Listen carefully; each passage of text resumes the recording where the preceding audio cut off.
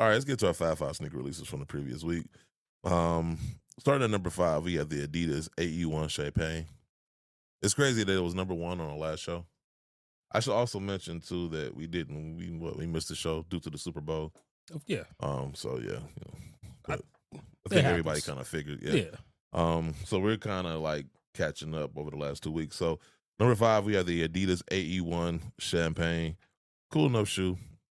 But it's funny because it was number 1 on the last show, but that just proves how slow that week was as compared to this week. Well, I mean, I think this week coming up with All-Star Game and it's a lot of releases coming up. A lot. Number 4, I think this is the shoe you was complaining about. The Nike Kobe 6 Protro All-Star.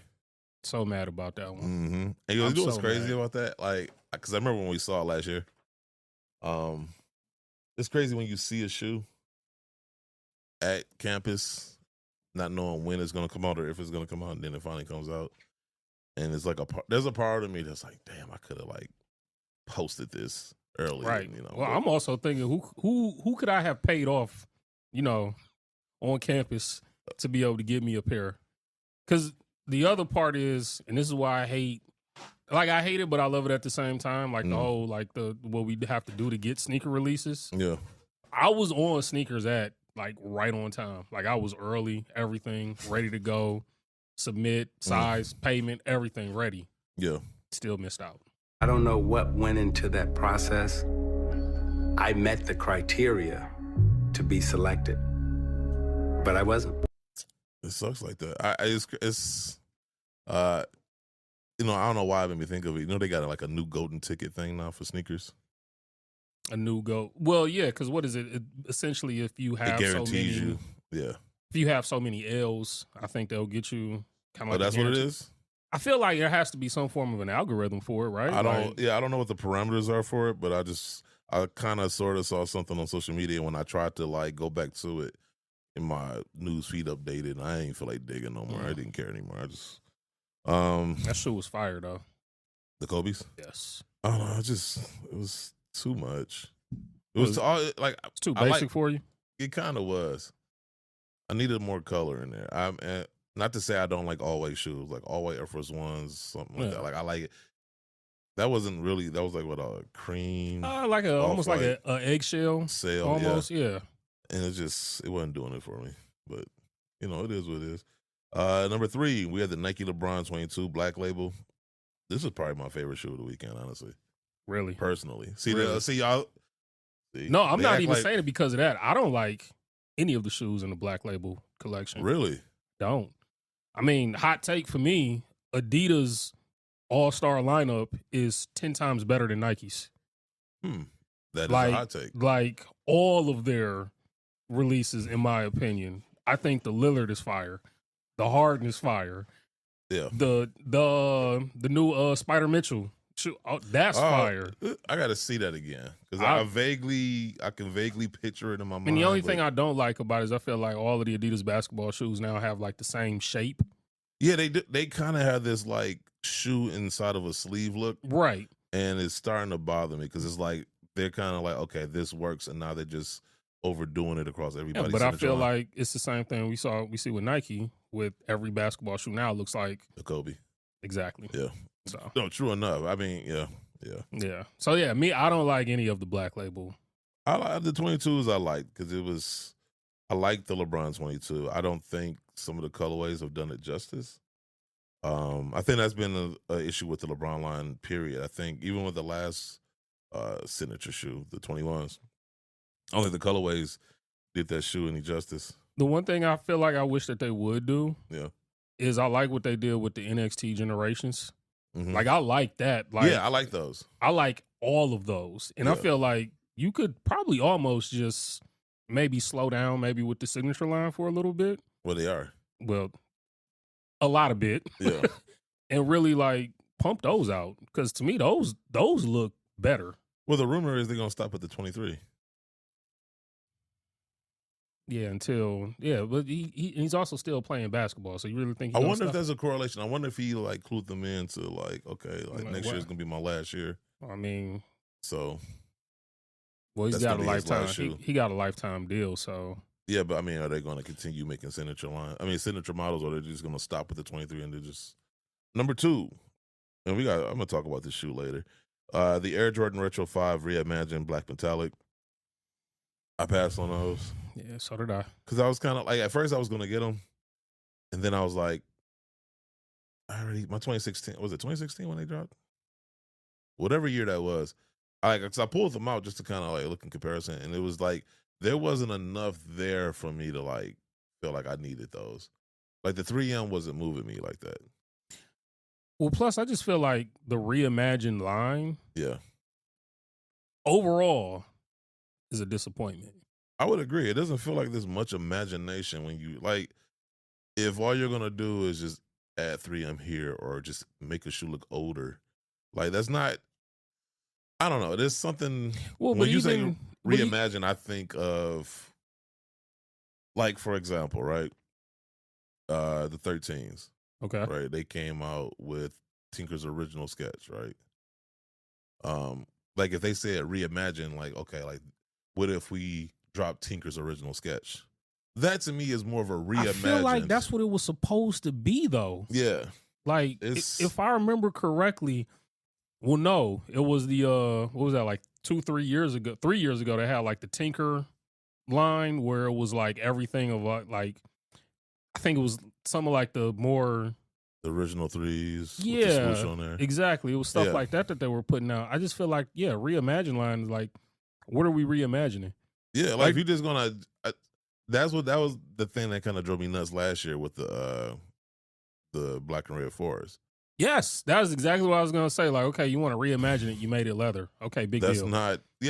Like, it's not much of imagination. You didn't change anything. If anything, I could say but the leather. I mean, if anything, I could say like you took the cheaper route because I'm pretty sure sourcing leather is a lot cheaper than sourcing nubuck. I mean, they both synthetic, so I don't know how much cheaper it would be. It didn't move. I didn't move me with the 4s. It didn't move me with the 5s. You know what it reminds me of? What? Remember Remastered line? Oh yeah, that was. Didn't the remaster line only last for like half the year? It didn't even last for that. It lasted for like 2 releases, and they're like, all right, fuck it. Yeah, no, I'm surprised that's number 2 on the list. I'm surprised that's on the list. Honest, I mean, it's not a bad shoe. Like on his face of it, right? It's a Black Metallic 5, dope shoe. I mean, no matter what iteration it is, it's a dope shoe. It's just if I have a pair that's still in great condition, like the bottom still looks iced out. I've worn it only like a handful of times. Like I have to justify in my own head, why am I buying this for the 3M? Fair. Like, you know what I'm saying? It's just plus like with what they've done with the ice with the soles now. Yeah. They last a lot longer. Yeah. Anyway. So that's what I'm like. So like, yeah, right, if it was like piss yellow, yeah, and I ain't feel like going through the process of, having them re-iced or whatever, yeah, okay, maybe. But you're not just going to put 3M on there. Number 1, the Air Jordan Retro 1 High 85 black and red. I mean, it's not a bad shoe. It's just the way they rolled it out was fucked up. I kind of figured you was going to, be spiteful and not have it on the list. Well, no, I should have been and I could have been. But, it is a dope shoe. Once again, minus the bullshit marketing that they did and the bullshit storytelling that they did. Of course. Once again, just looking at the shoe for what it is. Oh, yeah. No, I mean, it's the black and red Air Jordan 1. It's probably the most iconic sneaker. Yeah. At this point now, I'd probably say would be, the black and red Jordan 1. So, I mean, I couldn't not put it on the list. Like, it's just ridiculous. Like, but that's how I'm being honest when I say. Yeah.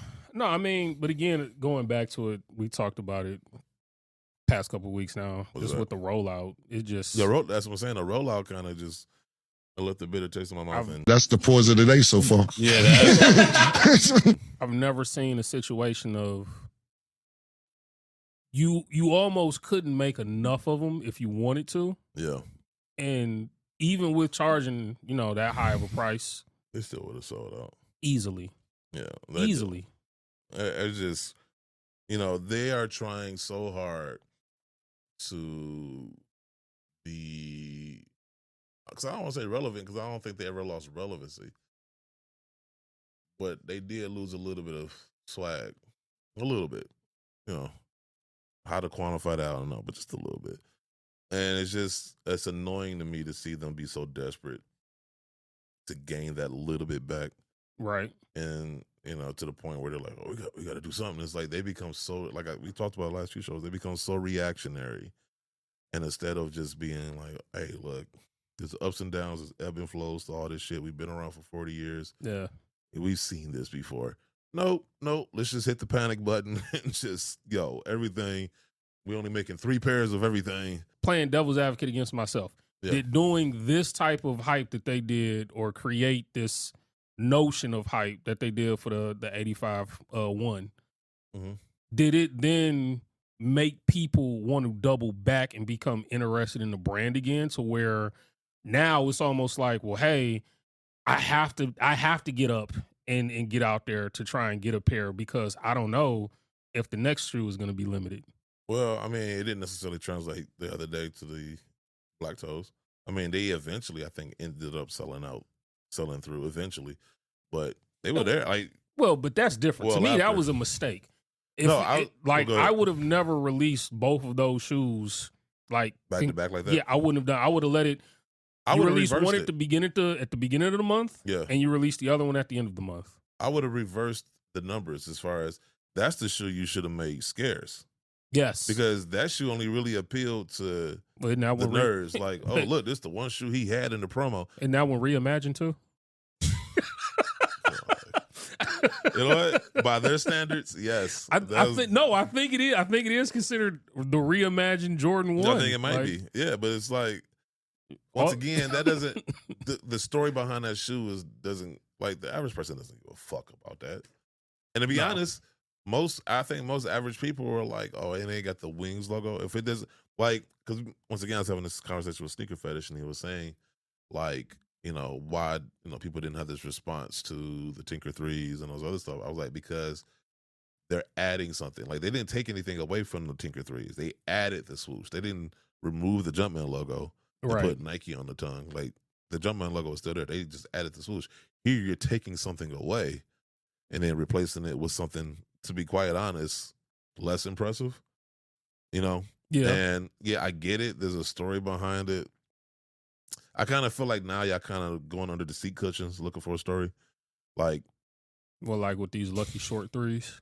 Yeah, it's just like, okay, that's the story. Yeah. Okay. Wow. It's just like I'm not impressed, yeah. And so but I think those are the shoes they should have made scarce. Make 10,000 pairs of those. And then, because everybody loves the banned ones. Black and red ones. They're not banned. They weren't banned. But yeah. So no, I agree. And I feel like, with all of the advertising that they did for the band ones, for these Chicago ones, you could have just put the picture, the promo picture of him, with the shoes on his shoulder. Yeah. No words. That's the story you should have put, because that's the story you should have pushed, because it does play into the whole band story, because you had to make that colorway. Yes. To be more in line with the uniform rules back then because of the banned airship. So you could have still played off that whole band thing. Well, and the other thing I think would have been cool too is because you didn't, there's no Wings logo. So it's like you could have really delved back into history and said, hey, like, that's a story worth telling. Before any of the logos existed, this was how we originally presented this shoe. Yeah. Like, playing off of that band storyline and how that created this colorway. Yes. More interesting than, hey, remember that one photo he took in a promo? It's like, that's it. Okay, yeah. Whew, boy. Y'all are... I mean, they honestly should have brought back the apparel. Should have had the exact fit. I bet you Jumpman got that fit somewhere in the basement. You know he does. He's probably wearing it right now as we speak.